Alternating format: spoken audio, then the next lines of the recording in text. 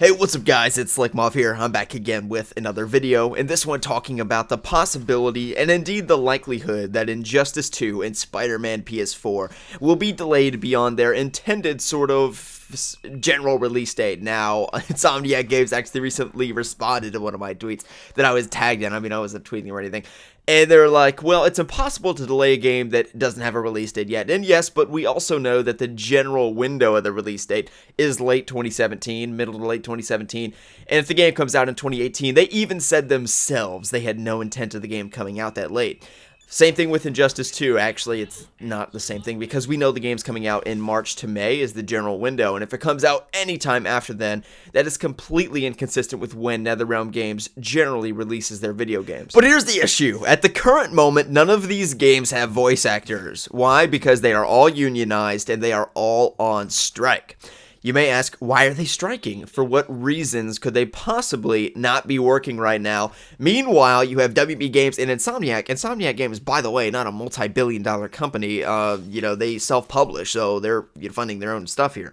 And they have to pay their, game developers and employees, however much they pay them, probably well over six-digit figures for the majority of them.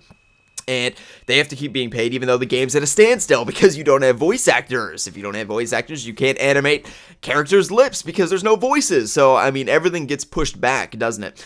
Why are they on strike? Well, for two reasons. The first of which being they do not like the long hours they work in the booth. Sometimes they have to work, like 10-hour days inside of the booth.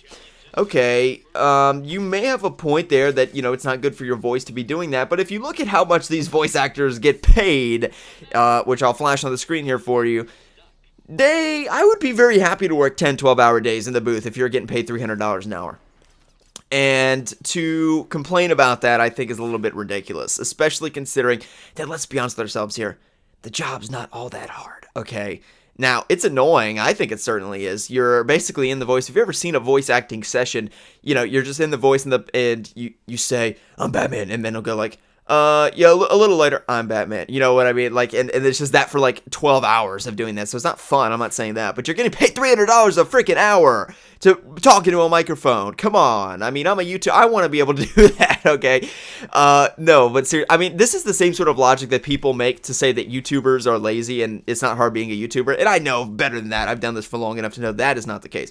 So I'm not trying to, sort of demote what, voice actors do. Their work is not necessarily all that easy.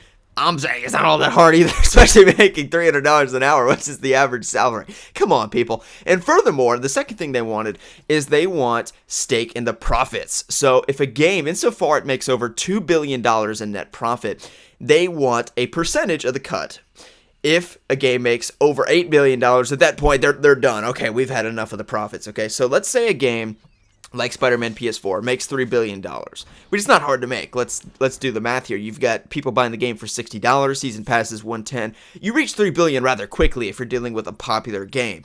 Also, the game costs a ton of money to make, hundreds of millions, if not billions. You're paying these game developers that are all very well paid, six-digit salaries most likely, a lot of them.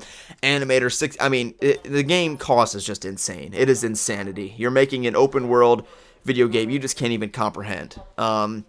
So I'm not even going to pretend as how much it costs. Probably over $1 billion. Easily. So these games cost more to make than movies. I mean, that's the honest truth of it, just because of the scale of them. And that's really cool to see that, to be truthful with you. But that's why games are expensive these days. Okay, so it's sort of fair. But these people want stake in the profits. So if a game makes $4 billion, hey, I played Mary Jane in the new Spider-Man game. I want 3% of that. Unless we are dealing with small businesses where, yes, small business employees, to incentivize employees to drive profits, they will say you get 2 or 3% of the annual net profits. So if we make a profit this year, we do well, you guys work hard, that sort of thing. You get your salary, but you also get profits in the company. Small businesses do that. We're talking like, small businesses. Massive corporations that are just throwing $800 million this way and that way at any point. It doesn't work that way. If you don't put up the financial capital, if you have no risk in the finance of that project, then you don't get the profits. You get what you are paid, and you're paid very well, $300 an hour on average. So I'm not seeing where that's all that bad for you. Why do you get a stake in the profit if you don't invest the capital? This is how big projects in Hollywood and in video games work. We look at films like Batman v Superman. You put up $200 million for the film itself, $250 for the marketing, $450 million, and you make $800 million back. Great, you made $400 million, WB. Congratulations. But you also risked $450 million, and that could have flopped on you. Have you ever heard of the film Egypt something or rather? I forget the name of it exactly. Gods of Egypt? Oh yeah, Gods of Egypt, $150 million budget. It made $18 million in the box office. Somebody's hurting.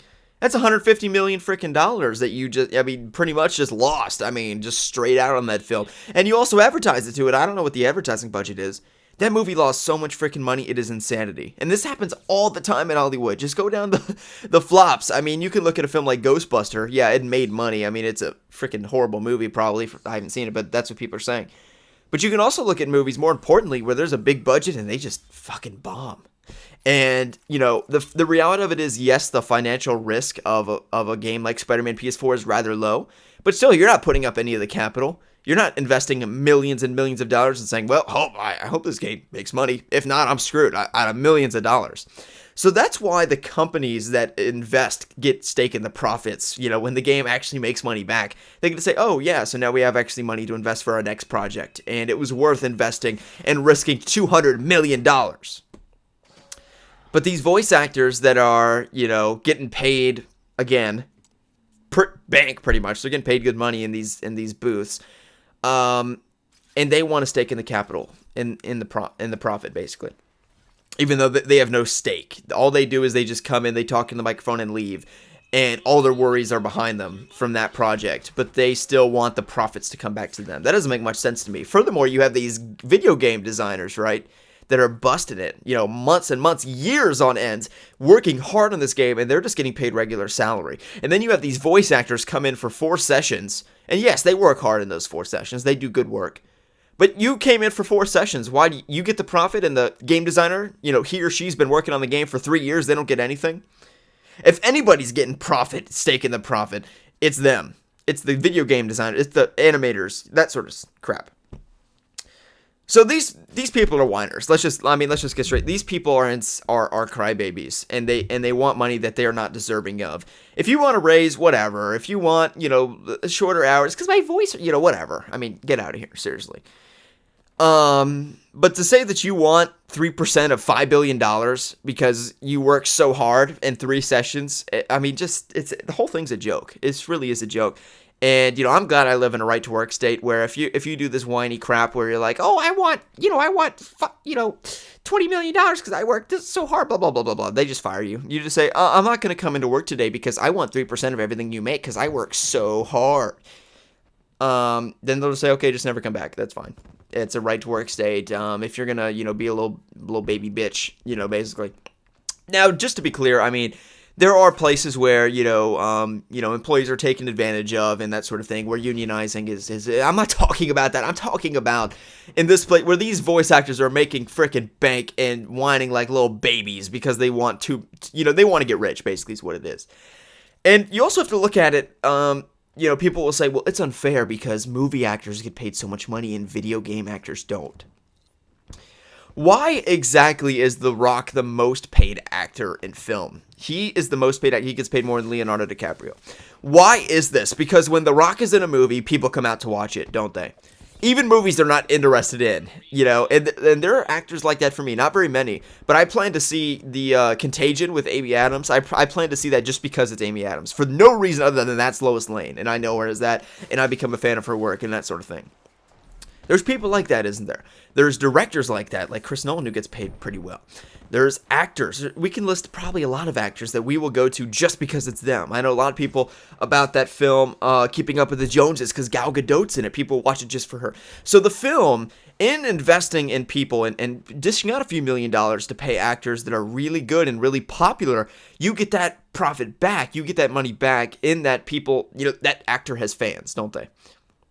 And that's why Gal Gadot got paid a few $1 million to be in Keeping Up with the Joneses, because in the amount of people that will come and watch the film just because she is in it, it will contribute to the film more than that. So they're making a calculated decision in losing a few $1,000,000 to pay this actress.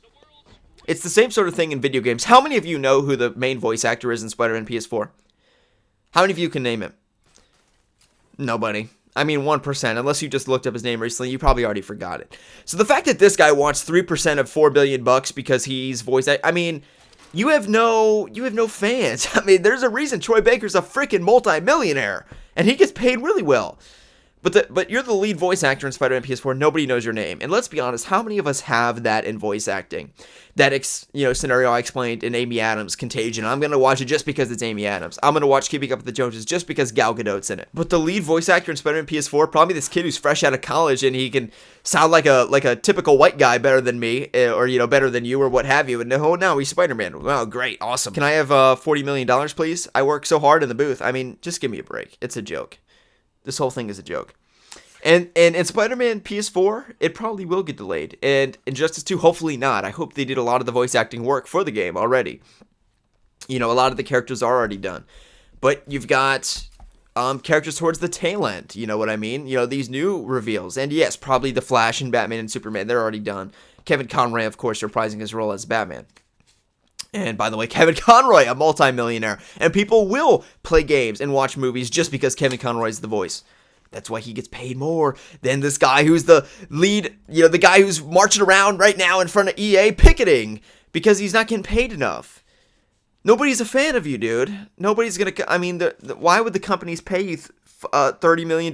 You're not worth that. It's not about how much work you do or how hard you work. It's about the value you provide to the marketplace. This is why actors that can draw massive crowds get paid $30 million. And you're like, well, The Rock's not a very good actor. And this is, reasoning I used to sort of think. And no, he's not. I don't think he is. But people come out to see his films, don't they? More so than some really good actors. Apparently, the girl who played Hermione or whatever, she's doing like these, these small films and she's so good or whatever. She's like the best actor ever and wins all these awards. But yeah, nobody's really coming out to see her movies, are they? So, yeah, I guess it's sad, isn't it? That this is why the games are going to delay. And they will. I mean, we just have to be honest with ourselves. Injustice 2 has a chance of coming out between March and May, just because they are so close. I mean, this is 5 months. They're on the home stretch, and they might make shit work. I mean, my thinking is, and this is not Kevin Conroy and Troy Baker whining. I'm 24. I play Peter Parker in the new Spider-Man game. I'm hot shit. Give me $30 million. That's the people that we're dealing with here. So, I mean, Spider-Man, you can't can him, and that's probably the problem with why they can't just fire these people. And well, it's because they're unions, and you can't fire people because they're striking. But this is why they can't just say, okay, well, I'll just get another voice actor, because they've already done half of the voice work, and that you can't just switch it out, you know what I mean? And you've already animated half of the voice work, so you've got to stick through with this this person that's a pretty big whiner and sort of a loser, and you shouldn't have hired them in the first place because they just sort of whine. But it's really sad, isn't it, that these games are going to... I mean, Spider-Man PS4 is going to get pushed back from when they are intending to release it to when we're actually going to get it. And that's sad. And it's just another tragedy after the fact that this game should be on all consoles anyway, and it's only on PS4. So it's just sort of one tragedy after the other. And by the way, I own PS4, and I know people are going to be in the comments and, like, oh, well, I have a PS4. Sucks for you guys. And that's totally not the approach that I have as a YouTuber. And if I'm smart, I consider the fact that I want as many people to play the game as possible, because if people play the game, people watch my videos. That's sort of how it works. And, for now, Xbox players may watch my videos on Spider-Man PS4, but you think they are when the game comes out? Probably not. Because they don't care. They shouldn't care, because the game's not out for the console. I don't blame them. And I have a PlayStation 4, and I just got lucky. But anyway, that's besides the point.